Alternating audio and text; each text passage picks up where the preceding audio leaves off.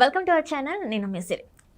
అంటే మనము ఒక ఇల్లు కొనాలా, అపార్ట్మెంట్ కొనాలా ఏంటి అని చాలామందికి డౌట్స్ అయితే ఉంటాయి. అంటే ఓపెన్ ప్లాట్స్ తీసుకుంటే మంచిదా, ఇండిపెండెంట్ హౌస్ తీసుకుంటే మంచిదా, లేకపోతే అపార్ట్మెంట్ తీసుకుంటే మంచిదా, అయితే దానికి ఎంత డబ్బులు కావాలి? మామూలుగా అయితే మన దగ్గర అంటే నార్మల్గా చూసుకుంటే 15 లక్షలు ఉంటాయి మన దగ్గర.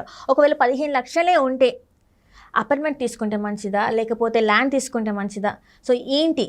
సో ఈ అంశాన్ని మనకి వివరించడానికి అంటే రియల్ ఎస్టేట్ రంగంలో తనకంటూ ఒక మంచి గుర్తింపు తెచ్చుకున్న ఒక ప్రముఖ రియల్టర్ సంజయ్ నాయక్ గారు మనతో పాటు ఉన్నారు. నమస్కారం. నమస్తే మేడం.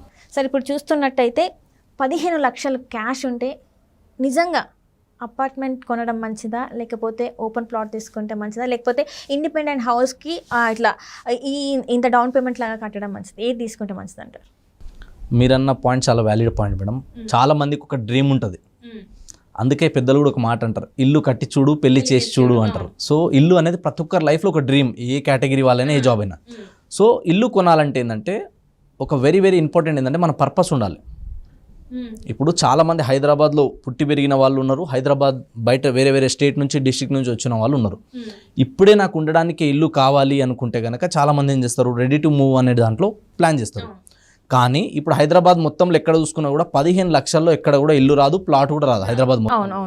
కాకపోతే చాలా మందికి ఏంటంటే ఒకవేళ మంచి శాలరీ ఉంది, మంచి ప్యాకేజ్ ఉంది, లోన్ ఎలిజిబిలిటీ వస్తుంది అన్నప్పుడు వాళ్ళు ఏం చేస్తారు, ఆ అమౌంట్లో డౌన్ పేమెంట్ కట్టేసి మిగతా అమౌంట్ లోన్కి వెళ్ళి దాని నుంచి ఇల్లు కొనుక్కోవచ్చు. ఇల్లు కానీ అపార్ట్మెంట్లో ఫ్లాట్ కానీ తీసుకోవచ్చు. కానీ అక్కడ ఆల్రెడీ 15 లక్షలు మనం పెట్టి నెల నెల అంత అమౌంట్ కడుతున్నాం కదా, ఇది వెరీ వెరీ ఇంపార్టెంట్ చూసుకోవాలి. అంటే మనం ఎన్ని సంవత్సరాలు కడుతున్నామో దానికి రేట్ ఆఫ్ ఇంట్రెస్ట్ ఎంత అవుతుంది అన్నది క్యాలిక్యులేట్ చేసుకోవాలి. అండ్ ఎప్పుడు కూడా ఏంటంటే లోన్లో తీసుకున్న ఇల్లు, నాకు తెలిసినంత వరకు నా పర్సనల్ ఒపీనియన్ ఏంటంటే ఆ లోన్ మొత్తం క్లియర్ అయ్యేంత వరకు ఈ ఇల్లు నాది అనే సాటిస్ఫాక్షన్, ఆ ఫీలింగ్ ఉండదు. అవును, అది ఏదైనా కూడా ఒక వస్తువు తీసుకున్నా కూడా, ఫోన్ తీసుకున్నా కూడా ఈఎంఐ అయిపోయేంత వరకు ఒక టెన్షన్ ఉంటుంది. ఈఎంఐ అయిపోయాకనే ఈ ఫోన్ నాది అన్న ఫీలింగ్ వస్తుంది. మరి ఇల్లుకి అంత అమౌంట్ అవుతుంది కదా, ఎలా మరి 15 లక్షలే కట్టేసి మిగతాదంతా లోన్ ప్రాసెస్ అవ్వాలంటే ఎన్ని ఇయర్స్ పడుతుంది? అంటే ఎలాంటి ఏరియాలో తీసుకుంటే వీళ్ళు ఆ లోన్ని తొందరగా తీర్చగలుగుతారు, అసలు ఎలా? సో ఎప్పుడైనా కానీ ఇల్లు కొనుక్కునేటప్పుడు కూడా పిల్లలు చిన్నగా ఉన్నప్పుడు ఉంటే కనుక నేను వాళ్ళకి పర్సనల్గా ఏం సజెస్ట్ చేస్తాను అంటే, పిల్లలు చిన్నగా ఉన్నారు, ఇంకా స్కూల్ లెవెల్లో ఒక 5th క్లాస్ 6th క్లాస్ లోపే ఉన్నారంటే కదా, ఆ టైంలో ఇల్లు కొనడం కంటే ఆ టైంలో మనం బయట ఎక్కడైనా దూరంగా వెళ్ళి ఇన్వెస్ట్మెంట్ చేసి పెట్టుకొని వాళ్ళు ఒక 10th క్లాస్ వచ్చేసరికి మినిమం 9th 10thలో ఉన్నప్పుడు ఆ టైంలో ఇల్లు కట్టుకుంటే బాగుంటుంది. ఎందుకంటే దానికి ఒక రీజన్ ఉంది. మళ్ళీ ఇప్పుడు పిల్లలు చిన్నగా ఉన్నప్పుడు ఖర్చులు తక్కువ ఉంటాయి, పిల్లలు పెరిగే కొద్దీ లగేజ్ పెరుగుతూ ఉంటుంది, ఖర్చులు పెరుగుతూ ఉంటాయి.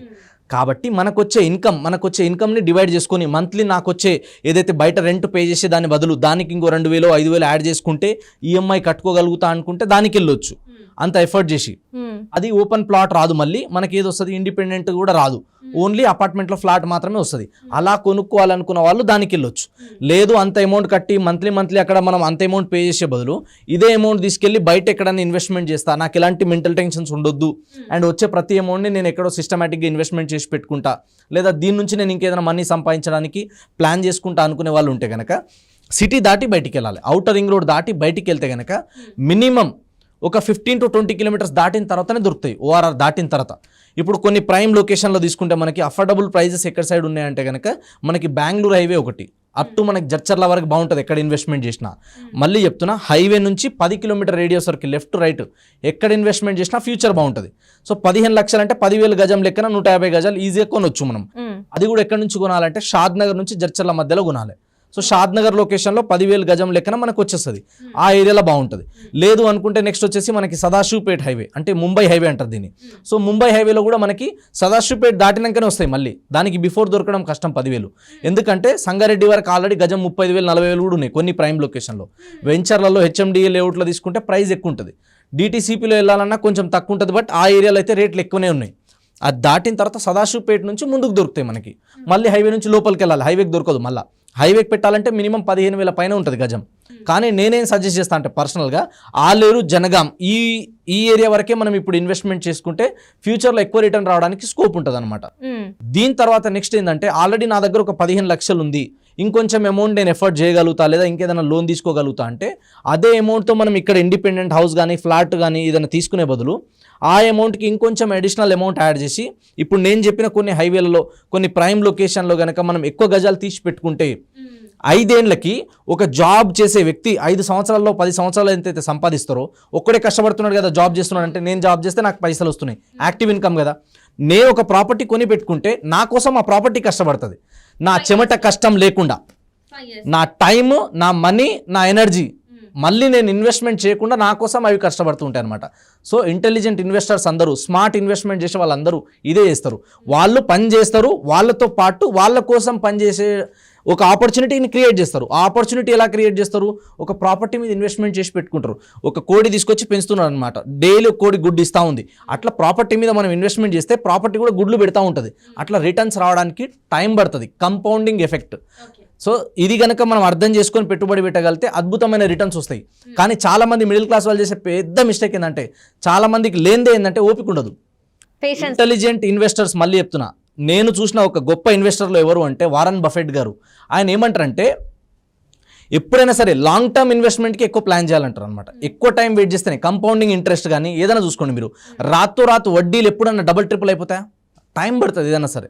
సో మనం భూమి మీద పెట్టుబడి పెట్టాలన్నప్పుడు కూడా కొంచెం టైం తీసుకుంటే కనుక, ఎంత ఎక్కువ టైం ఆగితే అంత ఎక్కువ రిటర్న్స్ ఇస్తుంది ఎప్పుడైనా సరే. కానీ ఒక 10 సంవత్సరాల కన్నా ఎక్కువ ఆగగలిగితే ఎక్కడ ఇన్వెస్ట్మెంట్ చేసినా ఇప్పుడున్న మార్కెట్ కండిషన్లో హైదరాబాద్ సరౌండింగ్లో 100 కిలోమీటర్ రేడియస్లో ఎక్కడ ఉన్నా మినిమం 3 times పెరుగుతుంది 10 years అబోవ్ వెయిట్ చేయగలిగితే.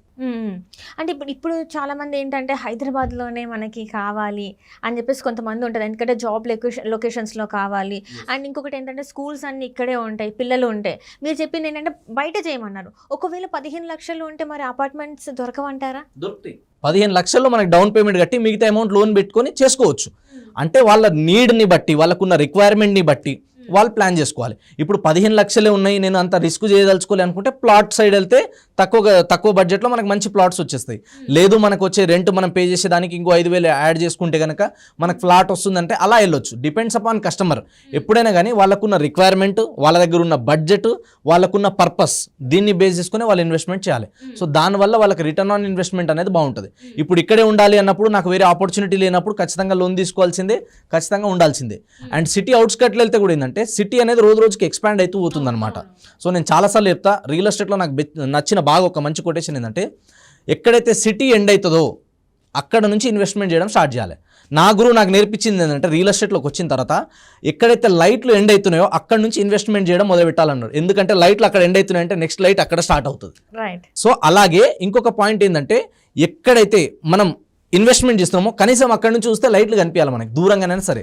సో సిటీ ఎక్స్పాండ్ అవ్వడానికి ఛాన్సెస్ ఉంటాయి. సో దానివల్ల మనం ఇన్వెస్ట్మెంట్ చేసేటప్పుడు దీన్ని దృష్టిలో పెట్టుకొని ఇన్వెస్ట్మెంట్ చేస్తే ఫ్యూచర్లో మంచి రిటర్న్ రావడానికి ఎక్కువ ఛాన్సెస్ ఉంటాయి. Right sir, right. Thank you so much sir. అంటే 15 lakhs ఉంటే ఎలా ఇన్వెస్ట్ చేయాలి, దేని మీద ఇన్వెస్ట్ చేయాలని చాలా చక్కగా వివరించారు. Thank you so much. Thank you madam.